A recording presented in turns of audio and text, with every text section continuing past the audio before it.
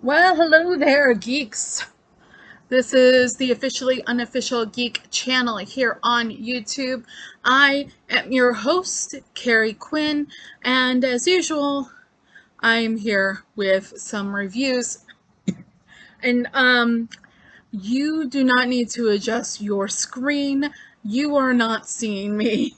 You are indeed not seeing me, but instead, you are probably at this point getting graced with a really cute picture of my cat, River, aka River Ravioli, aka Boopy Face.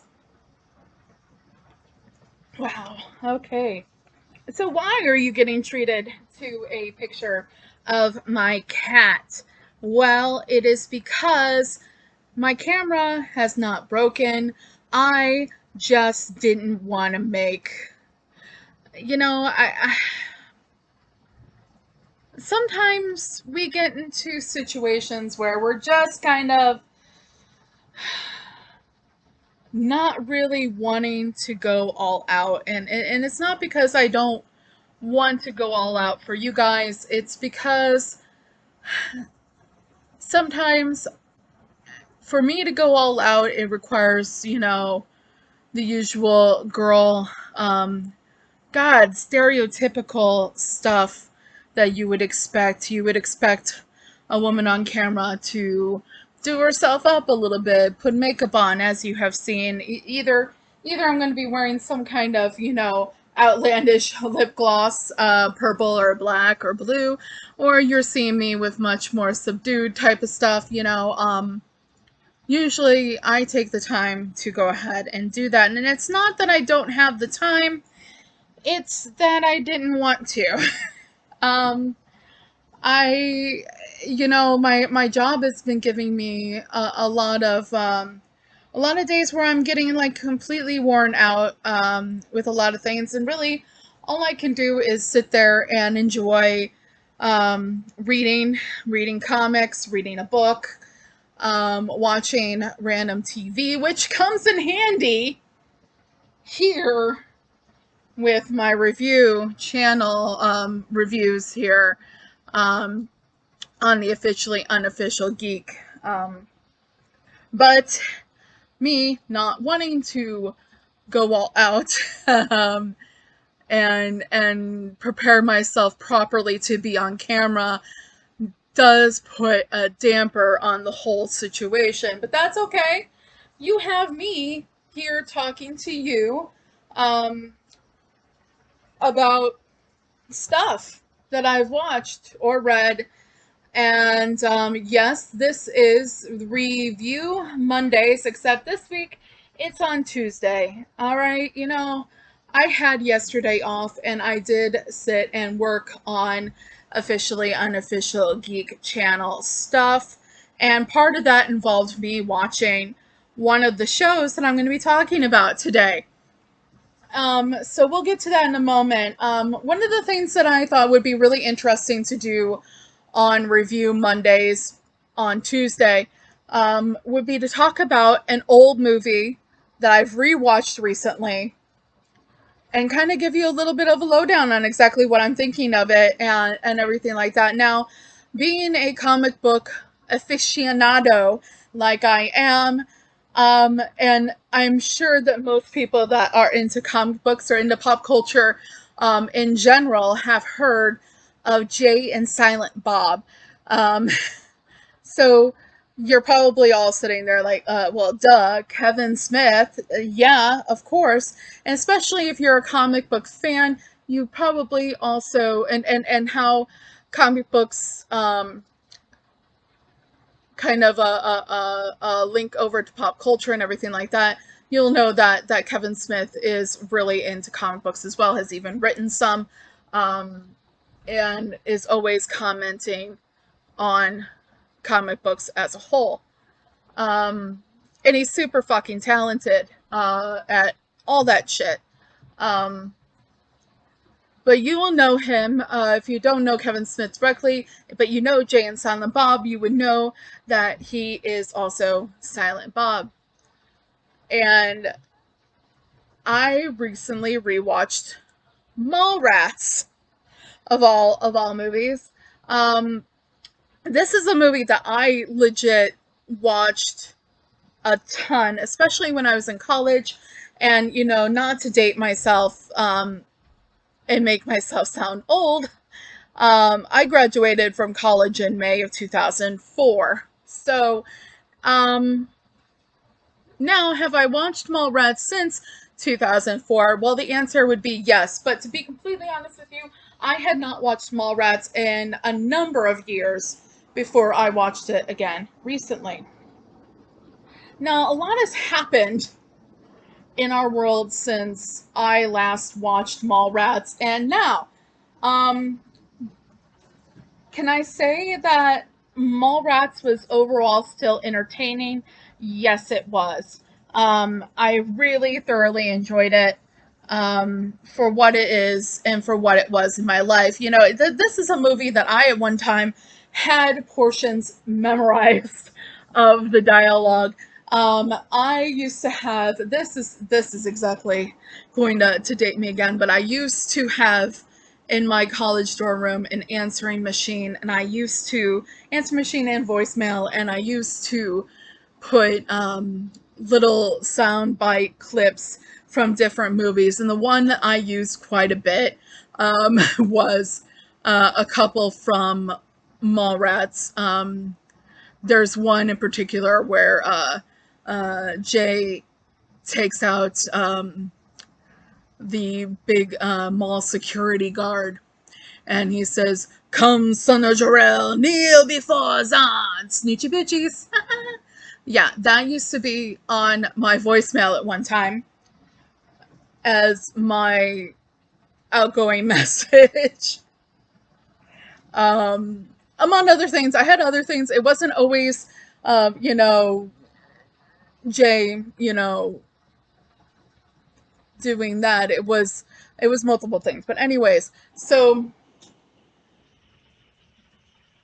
I watched it again for the first time in a number of years, and a lot of things have happened between the last time that I watched Mallrats and now, and that has changed a little bit about how I perceive certain things. Obviously, we've had a shift in awareness and enlightenment in the world as a whole. Not completely, but as a whole, especially to my sensitivities. Um, it's one of those things where it's like, okay, so I'm watching something that was older, and now I'm watching it again, and I can see where my mind has grown, and my sensitivities and everything like that has grown quite a bit. There are a number of things that I'm sure would be considered problematic that happen in Mallrats.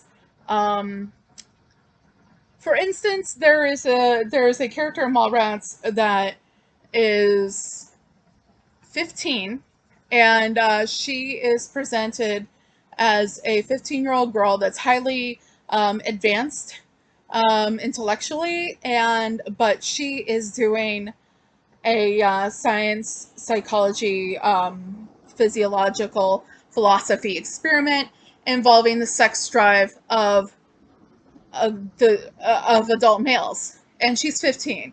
Um, so yeah, right there is kind of just the idea of that happening at all and being in a movie is kind of problematic because, well, um, statutory rape, all those kinds of things. But one of the things that, even as a character, she's like, my parents are okay with it because, I got this book deal and everything like that. But, then you have Brody actually sexually harassing her, saying that he's willing to be one of her subjects.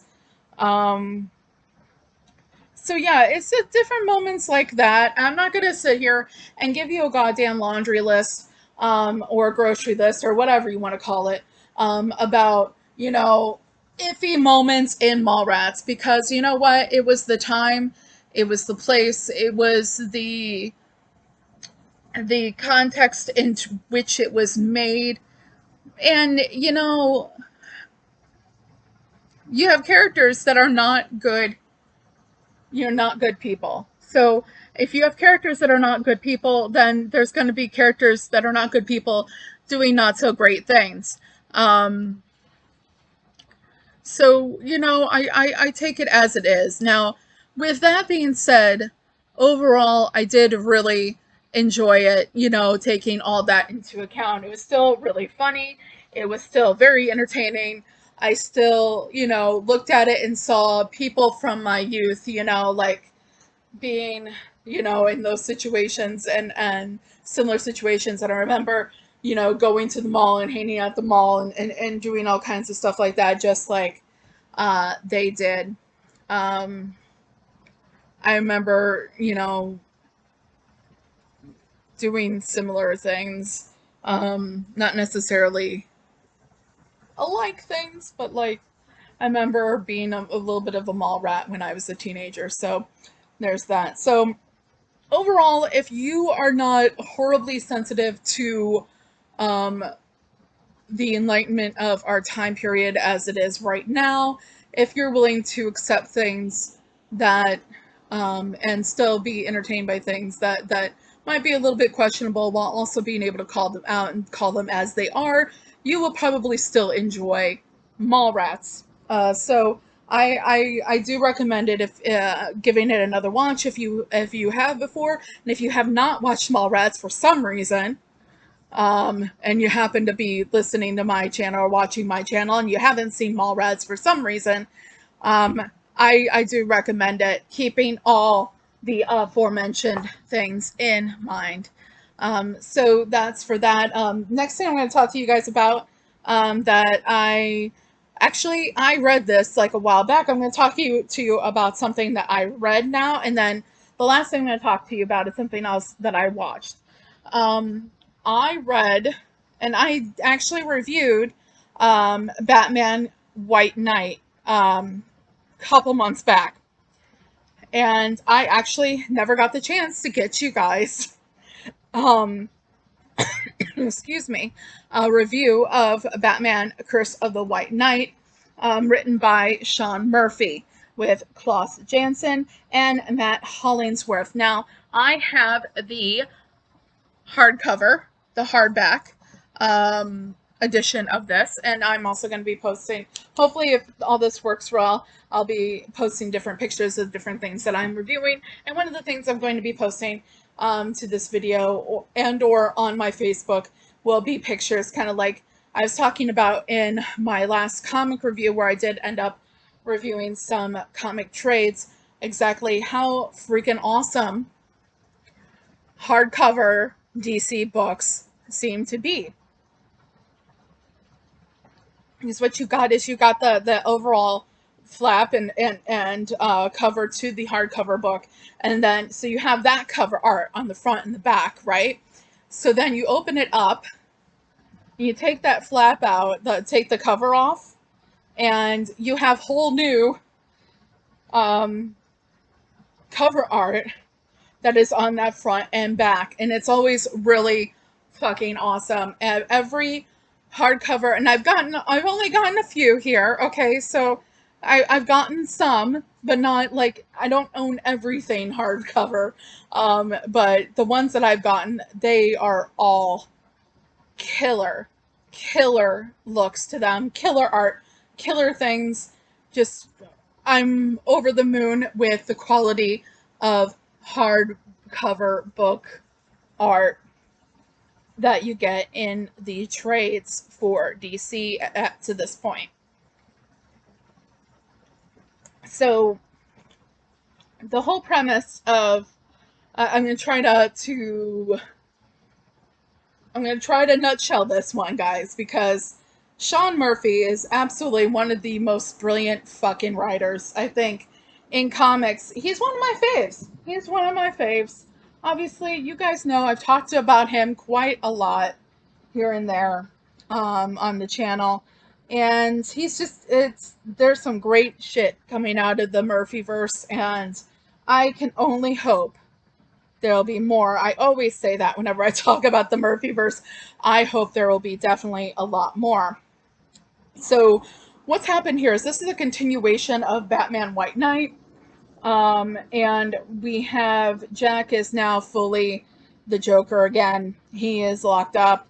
But what you find out is that the Joker has knowledge about a really huge motherfucking secret involving the Wayne family.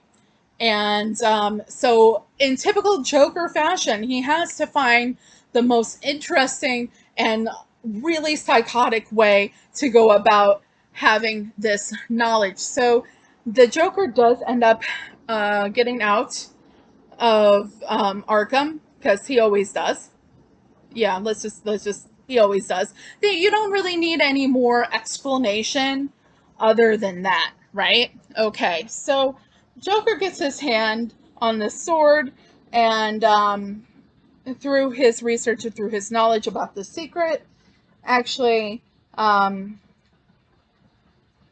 gets this guy involved that and has him uh, going around and doing this really crazy vigilante type shit called, and the guy's name, the character's name is called Azrael.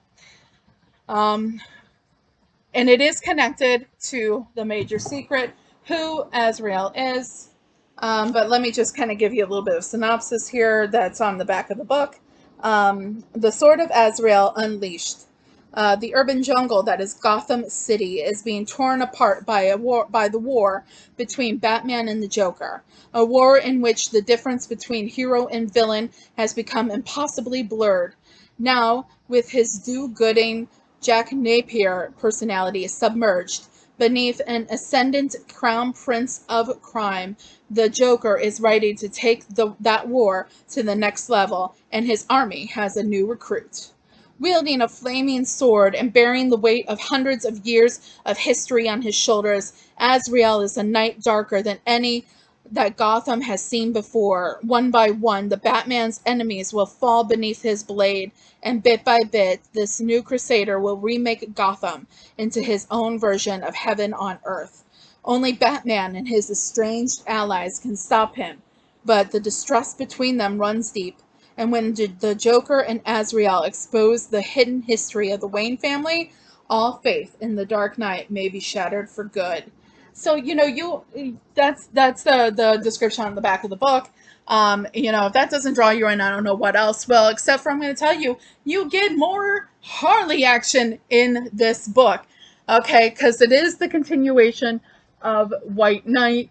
You are dealing with the aftermath of everything that happened to Harley in White Knight. You're dealing with the aftermath of everything that happened between Batman and the Bat family that have been in this series. You have definitely some. You have not just surprises in regards to the Wayne family, the ancient history of the Wayne family, but other things that are more recent that Joker's also holding on to.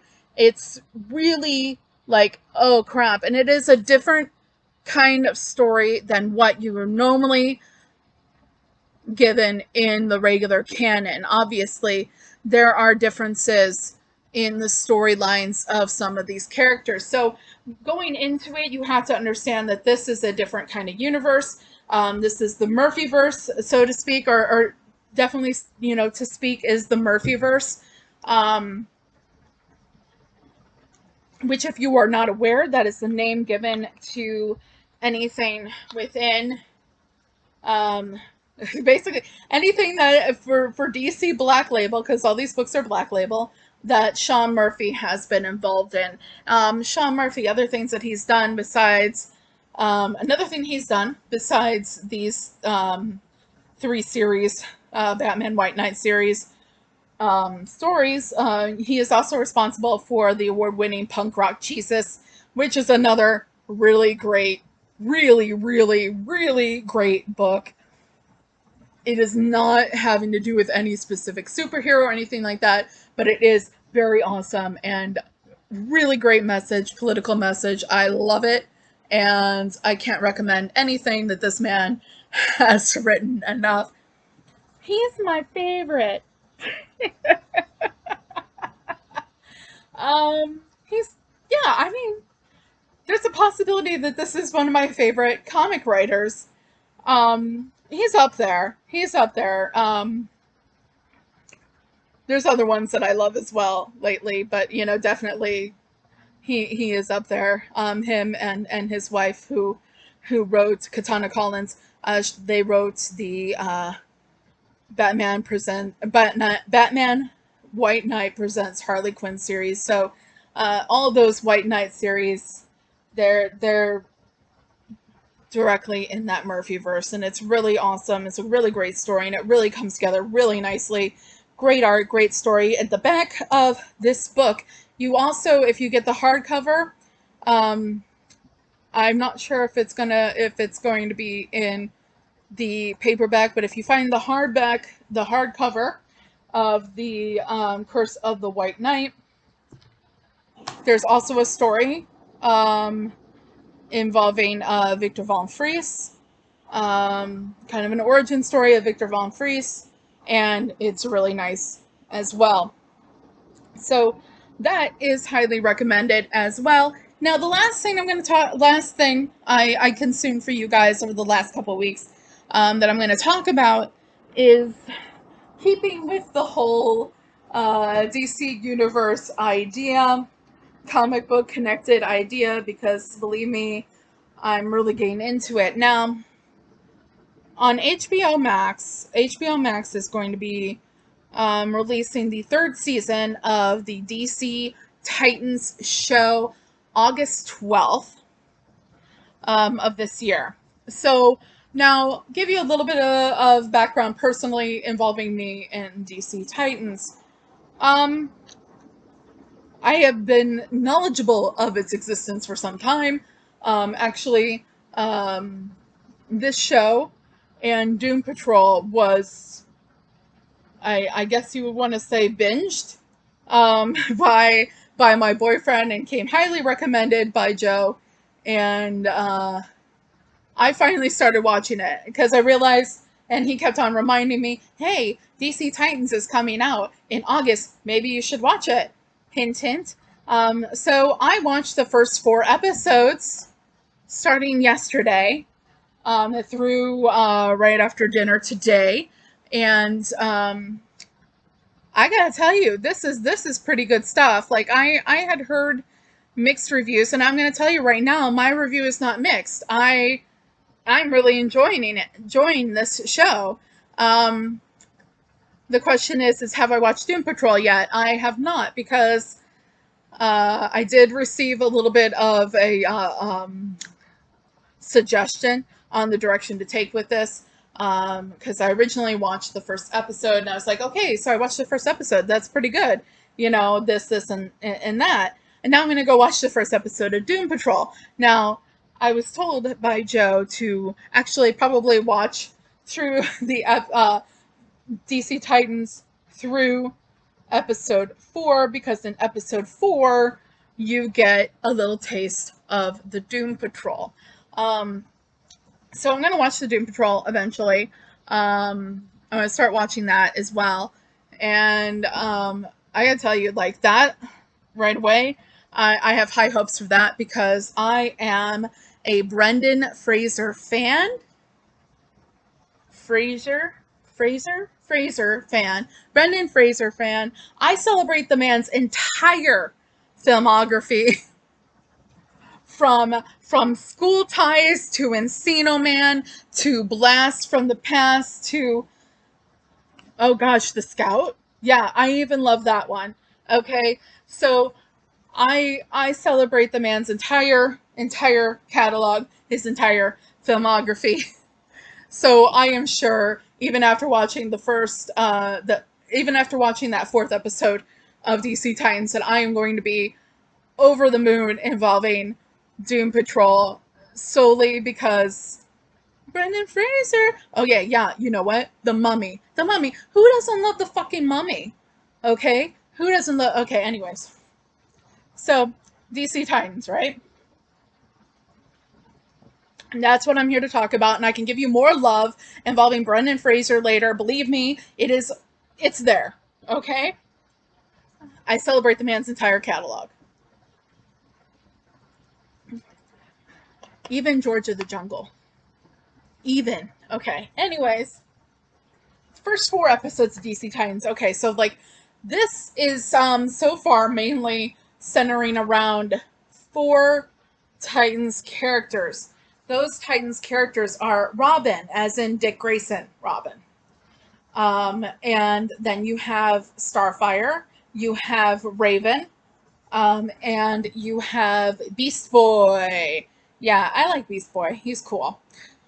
Um, so what's going on here is poor Rachel Raven is not having a really good time of it. So one of the first things you see in the episode is she's having a nightmare in which she witnesses Dick Grayson's parents dying in the circus act, the trapeze circus act, the Flying Graysons. Um, and then people are after her for some reason, and she's not sure why, except for the thing that she has that she thinks is bad inside of her. And let's be honest with you, it ain't looking too good because things are happening and people are after her. It's gotta suck really bad, you know? So she ends up finding Dick Grayson, who is now kind of every once in a while dressing up as Robin, but in Detroit, Michigan. He's decided that he's going to leave Gotham and Batman and go to Detroit, Michigan to become a cop. Now, wow, Gotham must be really fucked. If you're thinking that you're leaving Gotham to go to Detroit, like what's the mind frame there?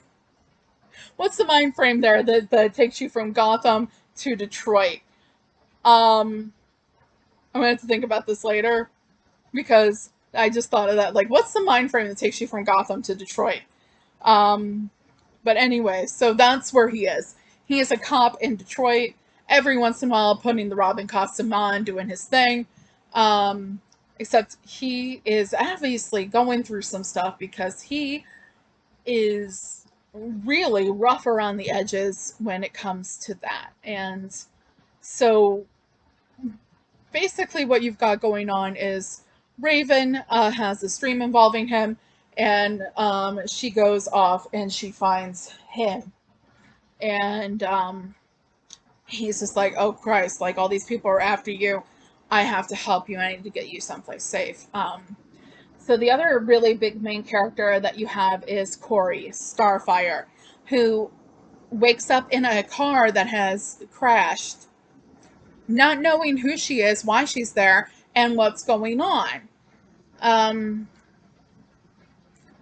so she starts using all the clues she has in her purse to figure out and get on track. Well, so she rolls out of this car that's been a car accident, and she's fine. But all of a sudden, this car comes up, and well, people start shooting at her, and that's basically where she starts off. So she goes and hides. She uses what's in the purse that she has with her as a guide to start her out to try to figure out what's going on. And the thing that she finds out right away is that somehow her story is connected to Rachel, aka Raven. So now she's like on this path, and she has no idea, and she's grabbing bit by bit by connecting the dots because of what she has in her possession. Now, Beast Boy comes in, and he's really a cool character. The first time you see him, he is a tiger, so that's pretty cool. So he befriends Rachel. Quite simply, he befriends Rachel, and wants to travel with them, and he wants to help take care of her. So that's very sweet. So Beast Boy, excuse me, Beast. No, not Beast. That's Marvel. Beast Boy is very sweet, and when you last when you end the fourth episode, he has decided that he is going to travel with them and help Raven. So I'm liking it so far. I'm going to continue watching it. And like I said, I'm also going to start watching Doom Patrol because Brendan Fraser is fucking awesome. And I've heard Timothy Dalton is in it. Like, Timothy Dalton is not in the episode that I saw that involved the Doom Patrol on Titans, but apparently he takes over this character, this one character in the actual Doom Patrol show. So that's also good because we like Timothy Dalton here at the Officially Unofficial Geek channel, mostly because of his involvement with Doctor Who and other things. But we like Timothy Dalton, so we're on our way with that one. So anyways, okay, so I guess that this is now me telling you that's all I had for you this week for Review Mondays on Tuesday. And so much fun being late. That's me. So while you're out there reading your comic books, watching your TV, have fun. Like I said, check out Mallrats again. Check out the Batman Curse of the White Knight hardcover by Sean Murphy. That's really great. And DC Titans, you can watch that on HBO Max. You can also watch that Doom Patrol show on HBO Max if you want to watch it before I get to it. And the new season of DC Titans comes out, I believe I read August 12th of this year. So at the time of this recording, it was due to come out August 12th, which I think is going to be around the same time as Suicide Squad movie is going to be coming out, which I keep on seeing previews for that, and that's exciting. They're going to have, come August, because it's coming out in August, they're going to have some really cool variant covers for the comics that are basically, it's kind of like back when DC was doing Future State, and they had Wonder Woman 84 covers for some of their Future State comic books, even ones that weren't Wonder Woman. It's kind of like that. They're also going to have these variant covers for, in that kind of vein, for Suicide Squad when it comes out in August. So lots of really great stuff coming up. I'm going to keep you guys going with any of my recommendations, hopefully. So we're going to be doing another another deep dive. I believe I actually am taking kind of a cue from a lot of posts that I've been seeing from some of my friends on social media about gatekeeping and sexism in nerd geek culture. I know I felt it. I know other women have felt it. So I'm going to kind of talk about that. And I'm preparing that right now. So hopefully that will be, I can get that together within the next, few days, and I can get that recorded out to you. Obviously, I've got my weekly comic reviews that I do, no problem. So yeah, content coming, guys. Content coming. So until then, please make sure to shop small, shop your local comic book shop, and don't be afraid to ask questions. Ask questions. If you maybe are listening to this show or watching my show regularly, but you really don't know much about comics, but you'd like to get involved, here's the thing: ask questions. You know what? Ask me. Ask me. If you're a woman, or if you're anyone, and you're like, man, I'm really interested in this kind of a book, or this kind of story, this kind of movie. Can you point me in a direction where I might enjoy it? And I will help you. And you know who else is also there to help you? Your local comic book shop. So go to them as well. There's plenty of nice people if you walk in. And you know what? If they give you shit, then walk out and go to the next store. I gotta tell you, my store, they will not give you shit. So if you live in Rockford and you live near Broadway, please, if you want to know anything about comics, go to Clyde's comic book shop, talk to Neil. He knows everything. I'm sure. I'm sure he knows everything, and he's super nice, and he won't be mean, and he'll help you out and get you started. So, yeah, go ahead and do all the usual YouTube things, like, share, comment on this video if you have anything to say about anything I've said this evening. Thank you for coming and watching my Monday review Mondays, but on Tuesday. And I'll be seeing you guys. Bye!